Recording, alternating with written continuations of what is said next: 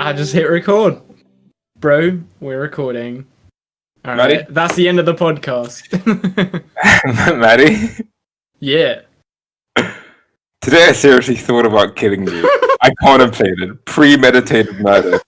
And I think about killing myself, and I love myself way more than I love you. Today I thought about killing you. Welcome to our Yay episode. I'm pretty excited to talk about this album. I think it's one of the interesting albums in Kanye's discography. And before we get to it, though, let's chat a bit about Life of Pablo. So we, if you're listening to this retrospective and you haven't heard any of our other stuff, we previously reviewed Life of Pablo quite extensively way back when. I can't remember the episode number. Mattie, do you remember the episode number? Or is it? I want to check. Because now you got me feeling some type of way. Hang on. Episode 8. I was so close. Yeah, episode 8, we reviewed Life of Pablo. I thought it was a pretty fun review, and we talked about like our feelings extensively. And so I don't really want to do that again. I don't want to tread familiar ground too much. But since this is the Kanye retrospective, I want it to be holistic. And also, back then when we talked about that, Mattie had never heard another Kanye album, but now she's heard pretty much every Kanye album. So I really wanted to see how her perspective changed, or if it has changed at all. So that's really the purpose of this Redux review. I'm really just curious as to what Mattie thinks. So shall I just go? Yeah, sure. Upon returning, did your perspective on the album change at all? So I've got 3 things to say about this.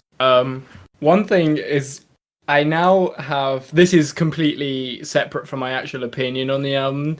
I do have a sentimental fondness for this now, because this was my first Kanye album, and it's such a weird Kanye album to have as your first Kanye album, and I really like that. I would say I simultaneously like it more and I like it less. There are things that now I have a lot more patience for, and I think context is such an important thing for artists. I don't think it's wrong that I listened to this as my first Kanye album. I just think that it puts things in a completely different light. So I think overall, the good and the bad kind of cancel each other out, and I just kind of end up feeling the same way about it, interestingly enough. Things that have stayed the same are, I think the first 4 tracks are still amazing. I think this is one of Kanye's best album opening runs.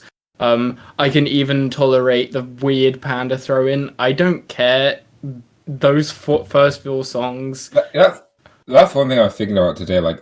Panda's a decent song, and now that I'm really, really far away from when you couldn't get away from Panda, I'm able to enjoy it again a little bit. And just the sequencing is masterful, and the introduction of it is thrilling. It's thrilling. And Farther Stretch My Hands will come on, and I will never fail to go through and listen to Part 2 and then Famous. Yeah. It literally every single time. So yeah, that's still amazing. But what's changed is those moments that I talked about in our previous discussion where I thought it was boring and meandering, I have even less patience for now. I think those are my least favorite aspects of Kanye's music. It's why I had quite serious problems with My Beautiful Dark Twisted Fantasy. It's this middling that he gets into sometimes that really, really puts me off. And one of the worst culprits of this is Feedback. It comes right after Famous, and it is so boring. And I still think the album really slumps off after that. A lot of the extended dry spoken word bits, there's so many of them. They're gone for so long. I know. Can't stand them. I know. And they just don't. Kanye has centered his voice really well in his music without just dropping the beats and speaking for a little while. And I think that's because on this album he's talking from his head, And I think this is a thing with later Kanye, and not really from his heart. Like, there's so much heart in those earlier albums, and this is a very heady album.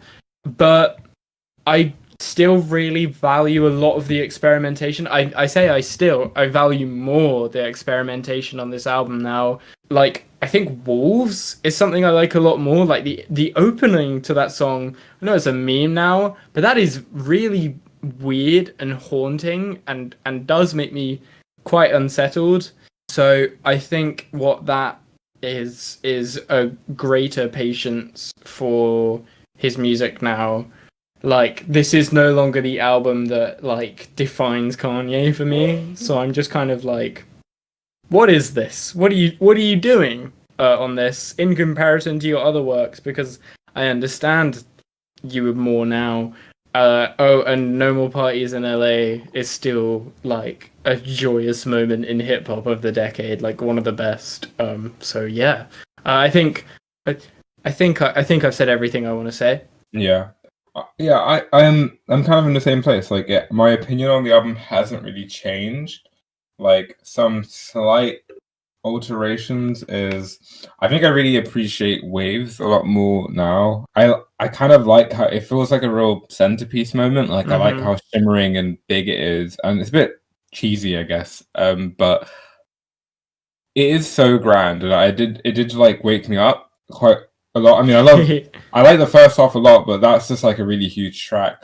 And another thing, thinking about this in context of his discography, and how I talked about how we feel that Kanye experiments, everyone hates it, and then he hides back into like more conventional stuff.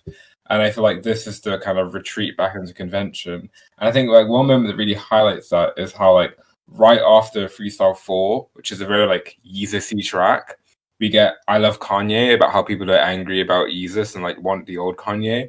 And it feels like that sequencing is really interesting because it feels like direct commentary and admission that like, even though he's presenting this as some like, hey, I don't care what people think, like the existence of the album is very conventional. And I think it's come out 4 years ago, and even though it's kind of like the last kind of epic Kanye album we've had, like, you know, every album since then has been much more intimate, much shorter.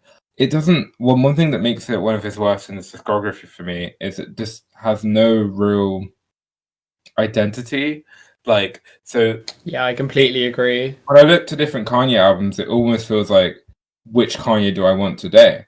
And for me, the standouts are like Late Registration, 808s, and Yeezus. And we'll get to it with Ye, where these are the albums where we get very distinctively different Kanyes that are like pretty original and like no one else sounds like that. And Graduation and Life of Pablo, and to an extent, might be with Doctors of Fantasy. What they share is kind of, they just sound like normal rap albums that would be made in that time, which are like pretty generic. Like, so this is just like a decent trap album. And I think I like it more than Graduation because I prefer trap to like bling era rap. But still, it's just a mediocre trap album, and that's probably the worst thing you could say about a Kanye project, even though there are some great songs on it.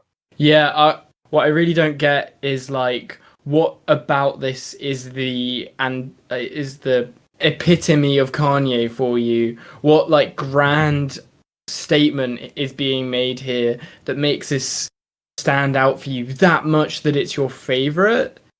I don't know. I just find that like that opinion, I find like this being one of Kanye's best is like, that's crazy to me. That's crazy to me.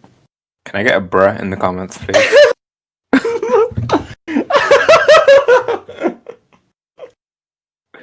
I'm gonna move on because I don't want to dwell on that.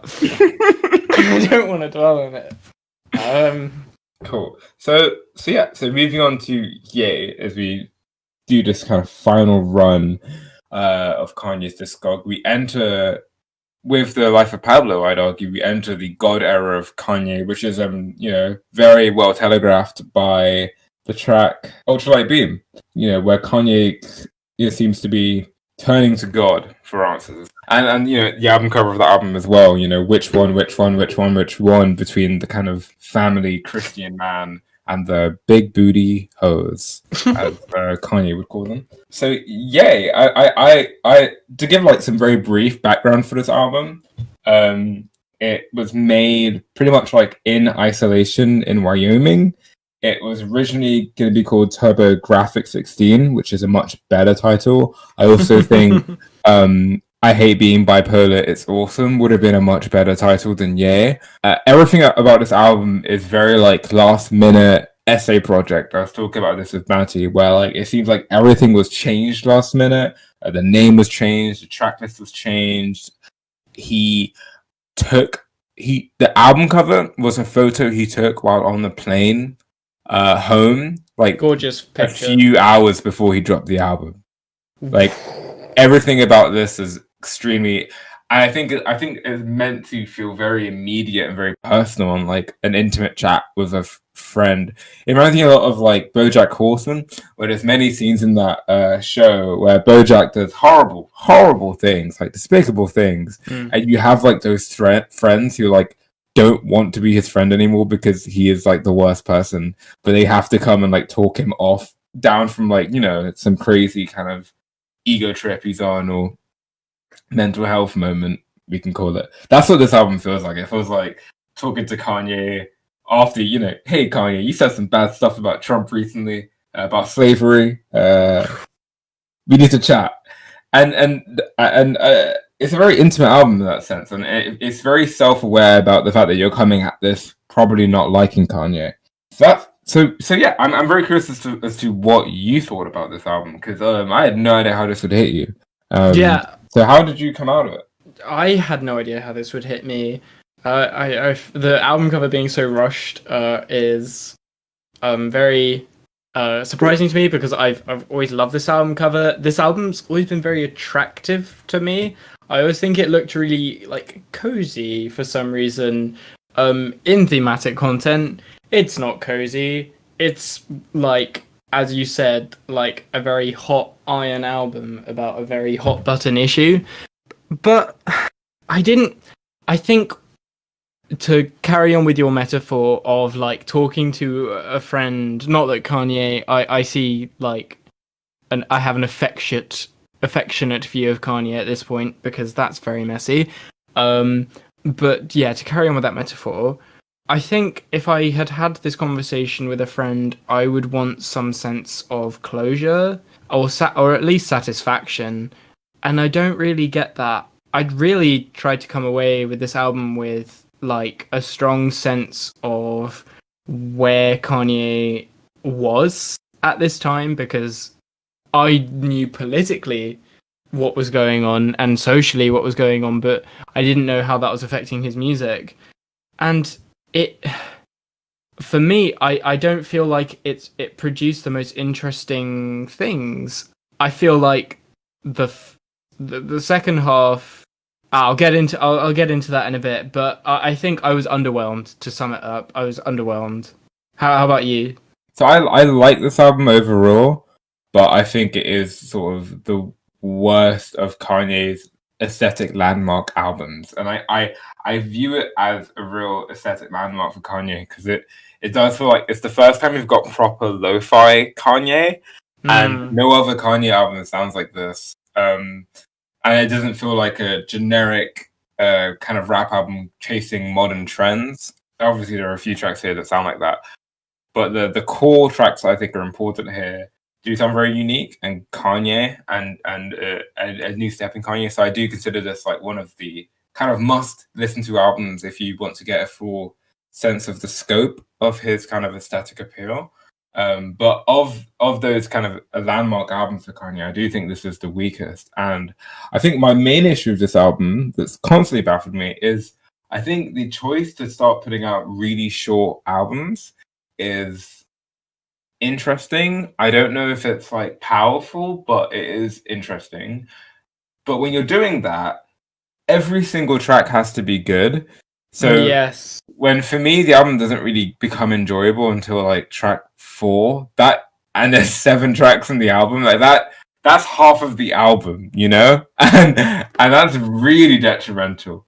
And for me at least, it almost feels like Yikes and Mist and All Mine are like why are they here? Like if you took those two songs out of this album, I Thank think I would you. generally say it's a great album. I fundamentally do not understand what those tracks are doing here. That's my whole gripe with this. I wanted to talk to you about this very specifically because, like, I 100% do not feel like your overall opinion should be a ratio of like I like X amount of songs versus I dislike X amount of songs. Therefore, 7 out of 10. Like, opinion shouldn't be this like number crunching thing. But when an album is 23 minutes, it kind of inevitably, like, that's what I always kept coming back to. Like, Yikes and I'm gonna come out and say I'm not really a fan of Yikes or Mine or Wouldn't Leave. That adds up to, hang on, quick maths, fucking nearly 10 minutes, almost half of the album. That's when you literally don't like half of the album because it's so short, it becomes a problem. And what this immediately draws me to do is like draw a comparison to other shorter albums that I feel like are really short and concise. Actually, not concise, efficient. They're really efficient and streamlined into what they do. And these are, you know, the very recent short albums from Kenny Beats collabing with various rappers. These are aesthetically and thematically pure concepts that I feel like produce such an immediate experience, which is what a 20-minute album should do. If you're making a 20-minute album, the ambition should be so clear. However, I know this is an album about someone in a murky mental state, but this is also someone trying to clarify that, and it's 20 minutes, and he managed to not be able to clarify that.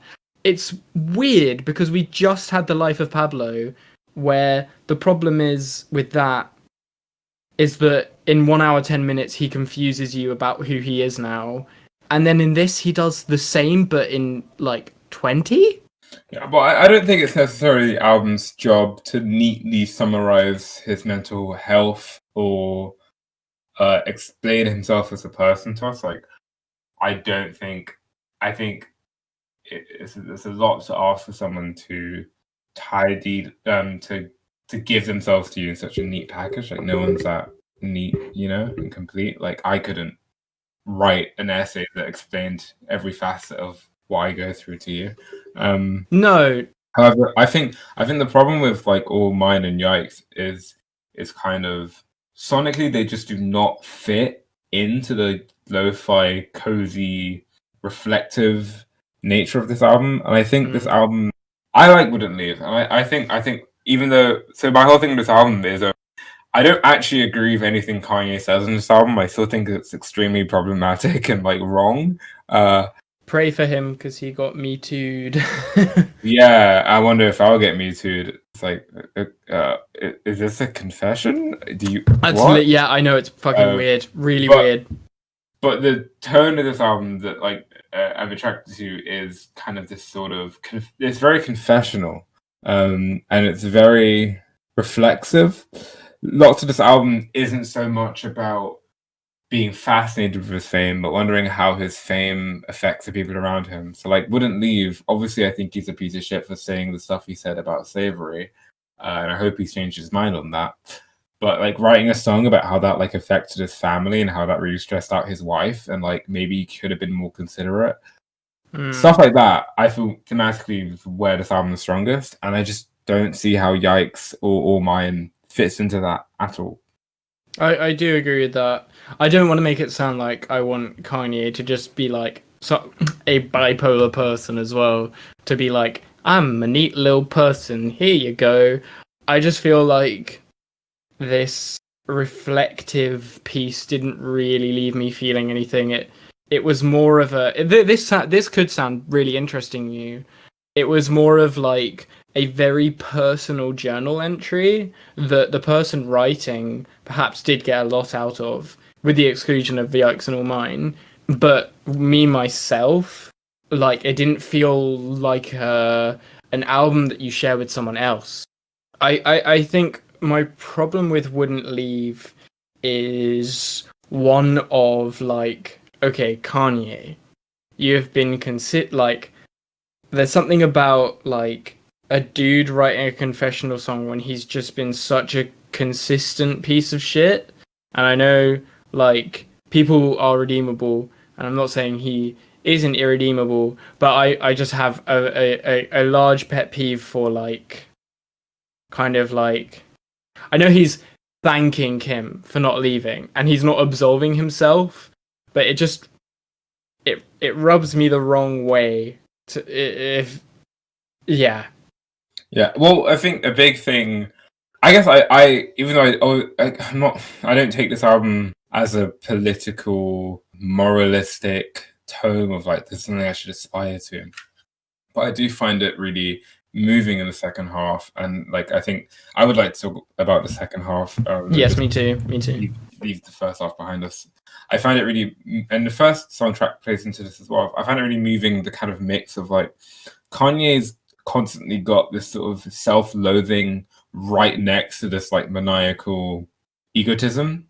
So, and I find that like really riveting at points. Like the part at the end of Wouldn't Leave, when it sounds like he's about to cry, and he says, "For every damn female who's stuck with their dude, like through the worst times, this is for you." And like saying he fucked up, and just a sort of like real self-loathing, but also intense refusal to like let go of his stances or admit he's actually wrong. It's really odd. Obviously, the first track captures this really well as well, with the lines about like being suicidal, but also having so much faith in yourself that you want to kill the people who hate you. And that's what Kanye is all over. And I just think I got so emotionally compelling, even if this album fails at a lot of points. Yeah, I think that first track's kind of amazing. I think this is some of the most like this is one of the most lyrically compelling moments in Kanye's discography for me, because first of all, from his delivery and from where he was in this phase of his life, you know he means it, and all of his braggadociousness versus this self-loathing stuff, I feel like has been really wrapped up and coated in lyricism. But this is like, I mean, it's better than slam poetry, but it's got that just like shock delivery to it. Actually, not shock delivery, it's just completely candid. Yeah, I kind of like how he talks about there's a sort of like mainstream, cute, acceptable brand of mental illness of like yeah, I loved that. If you think about like Tumblr and like the really problematic stuff that happened this decade with kind of glamorizing anorexia or like self-deprecation and like social anxiety, that's like the cute mental illness that you can put on Instagram and everyone's like relatable. And it's obviously, these are still serious issues, but other mental illnesses exist and like other people have different relations to their mental health. So Kanye saying, I know I'm meant to say that like I'm struggling to love myself, but like that's not how my mental health works. Like I really fucking like myself and like feel affronted by you. Yeah. And the stuff like the most dark, the most beautiful thoughts are always beside the darkest. Like he's trying to find beauty in this sort of probably for him quite manic experience of egotism and wanting to lash out on the world and trying to like figure out how he says it at the end of All Mine, I think, how, or Yikes, I think he said at the end of Yikes, how that makes him a quote unquote superhero, like bipolar being his superpower. And I really admire that. Even though, yeah, some of these lyrics are really horrible, in a very broad sense, to attempt to tackle a very unique version of mental illness that isn't usually talked about or glamorized by like Tumblr culture. Yeah, I think so. Mental illness is fucking horrible. Like, mental illness isn't being anxious, cancelling social plans and watching Netflix all day. Sometimes this is what mental illness sounds like.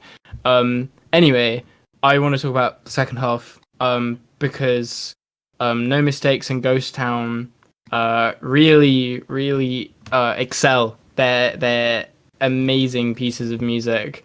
What's so powerful about Ghost Town is that it provides this excessive feeling of freedom versus like this deep depravity and depression that Kanye is in, and so it subverts your listening experience in a way, not by the sequencing of the tracks, but by contextualizing it in the rest of the album.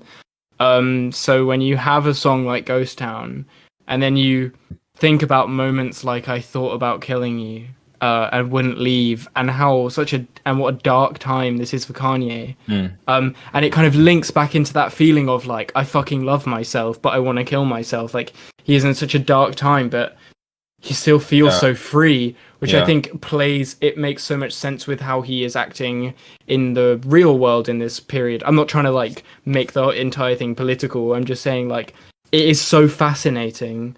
And also just on a base level, I love the hook in Ghost Town. I just think it's so well performed by Party Next Door. I wasn't a huge fan of the performance in Wouldn't Leave. But yeah, I think these are amazing tracks.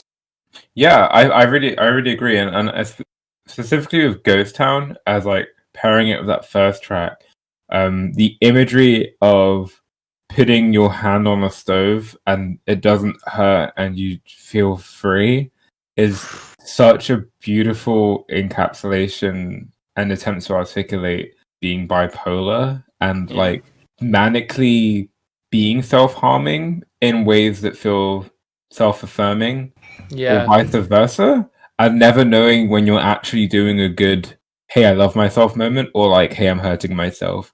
And it's that like complete ambivalence, that ambiguity that that's terrifying. Can be terrifying and can be gorgeous, right? Like it's not necessarily one thing or the other. It's impossible to know in the moment, and it was really beautiful portrayal of that. And I feel like this second half of the album is what I wish the whole album was, because it really, especially Ghost Town, it feels like such an open arms love letter to anyone who feels like Kanye, and this just feels like a place, a really warm place for people to like, for this to like resonate with people going through the same things. Lines like "Baby, don't you bet it all on a pack of fentanyl" are so gorgeous and so heartwarming, and like I've never been seriously. I've never thought about like overdosing and things like that. But if I was someone who had, I think that line would have really moved me. And I just don't. I wish that was a whole album. Yeah. So let's move on to favorite and least favorite tracks. So what are your favorite tracks, least faves, and would you recommend it overall? I will start off with Ghost Town, because you just talked about Ghost Town, and while you're talking about it, you reminded me of something. And that's Immaterial by Sophie.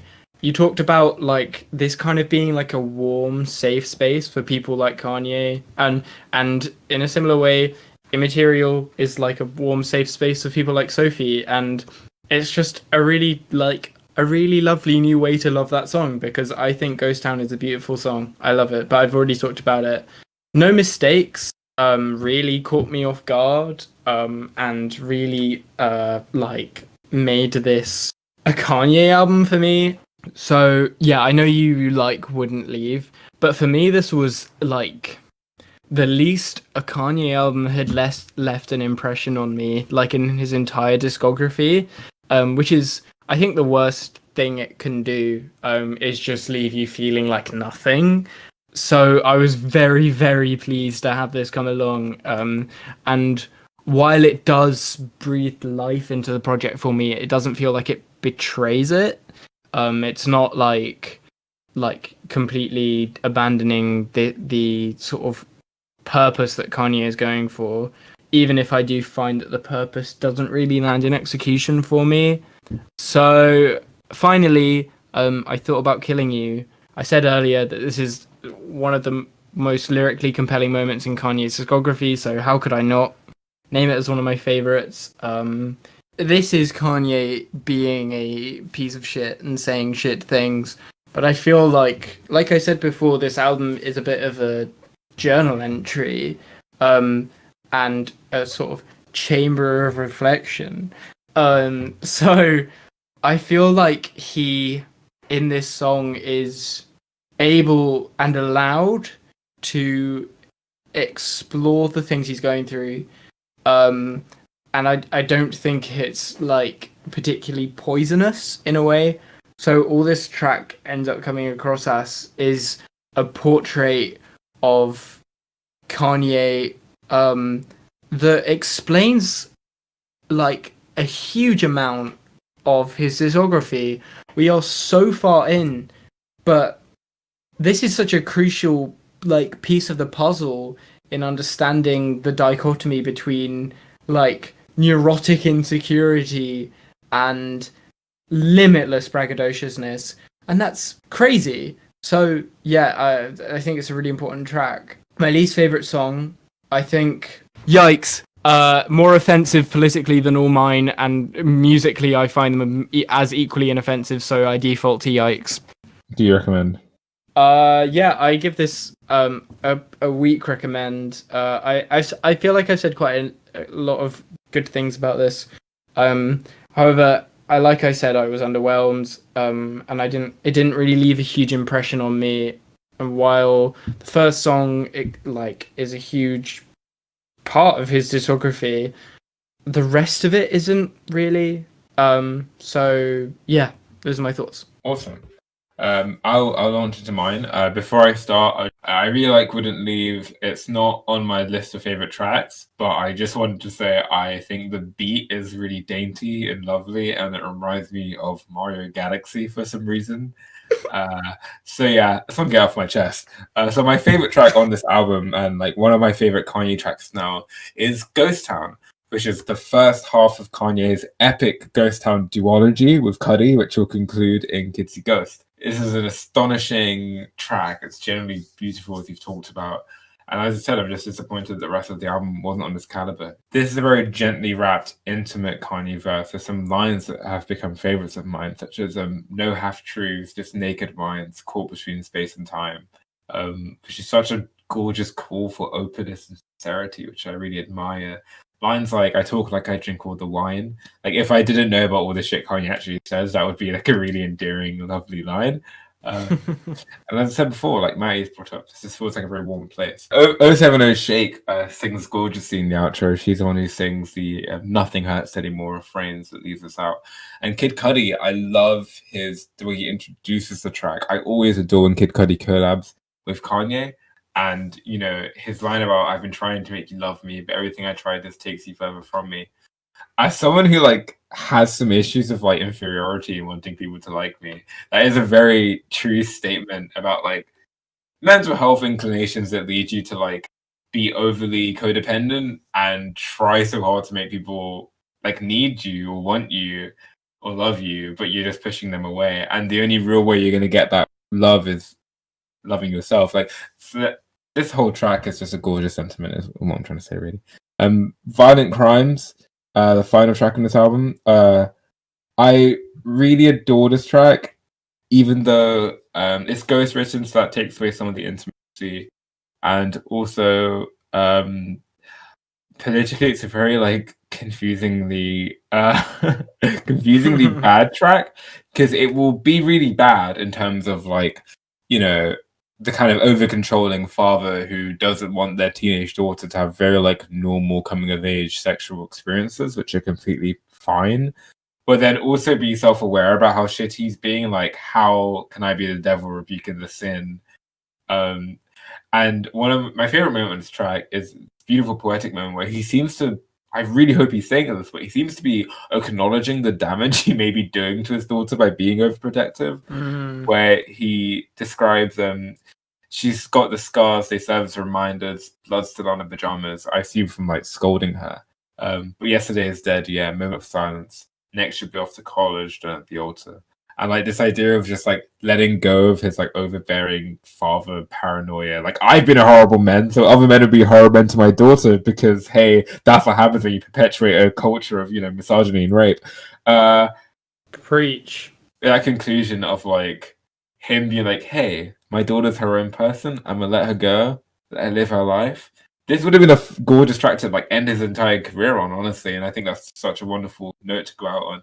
I also love Nicki's contribution at the end. And if she wrote that hook, I mean, great job, because it's a great hook. No mistakes. As Matty said, it's just a really great track.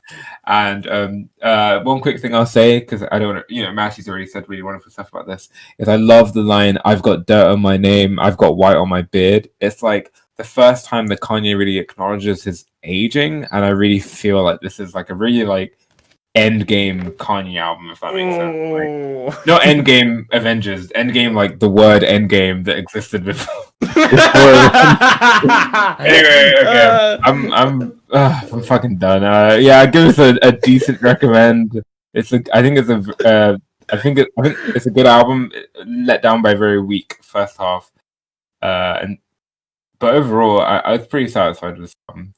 Bro, it's another Kanye album. Just fucking listen to it. Yeah, I mean, you've probably already heard it, so make sure to like, comment, and subscribe. If you love Kanye, comment I love Kanye. If you love the old Kanye, comment I love the old Kanye. Follow us on social media as well. We're on Instagram at Minorities Arts Podcast, and we're on Twitter at Minorities Arts Podcast.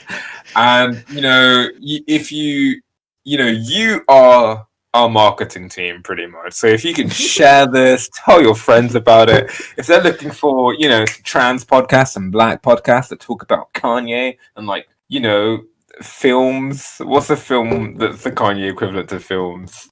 Talk about Wes Anderson films here. The episode isn't out yet, but it's coming. Tell your friends about us. Anyway, so did I sufficiently do this call to action, Matty? That was the best call to action we've ever done. Thank you. And yeah, so thanks for listening, everyone. Next week we're going to be concluding the Kanye retrospective finally with our Jesus is King review, an album I'm super, super, super excited to talk about. And after that, we've got Kitsy Ghost, another album which I'm pretty excited to talk about. And then we'll be we'll be done. We'll be done with Kanye. Move on to regularly scheduled programming of weak content and slow jamming. And yeah, so we'll catch you next week. Catch you on the flip side. Thanks for listening. Thanks Goodbye. For listening. Good night.